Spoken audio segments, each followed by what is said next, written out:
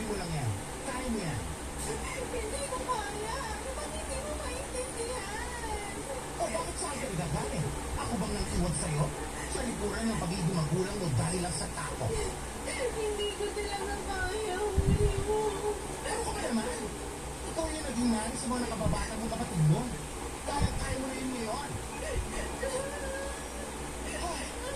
Umalis ka na lang sa tiniginan mo ngayon. Yun ang solusyon ko sa problema ko. Mawalan ako ng bahay. Hindi ba kasi ako tapos bakla? Ang ibig ko sabihin, dito ka na lang tumira sa akin. Ako lang naman mag-isang ko. Eh, paano yung mga boylet mo? Eh, dito na lang ako sa kanila. Hindi ba ako makakasagabal sa'yo? Naalala ko ba nung buhay ko na ito dati dahil kay Kevin? Pinalayas na ako sa apartment namin dahil may bago na siya noon, di ba? O sino sumalo sa akin? Walang iba kundi ikaw. Alam ko kasing kailangan mo ako nun eh. At alam ko, kailangan mo naman ako ngayon. Sabihin mo lang kung may lakad ka ngayon. Baka kailangan ko nang umalis dito kasi may pupuntahan ka pa. Kung talagang hindi ko kaya mag-isa, sasamahan kita. Di mo ba ako iniwan? Iniwan ka ng lahat, pero ako, hindi.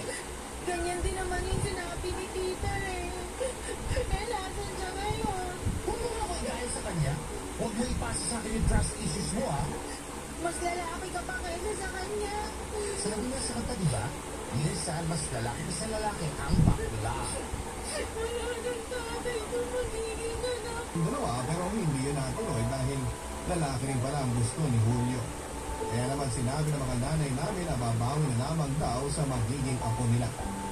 Yun nga lang ay pareho ding hindi rin inabot ng mga nanay namin ang mga magiging apo nila dahil sabay din silang namatay.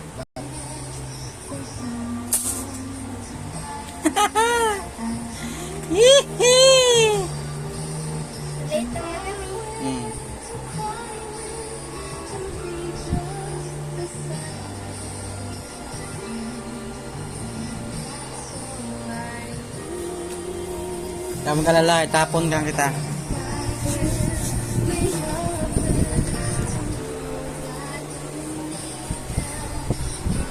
Daday, pumasok. Daday. Ayun o. Huwag mo ganun. Ayun o. Pasok lang.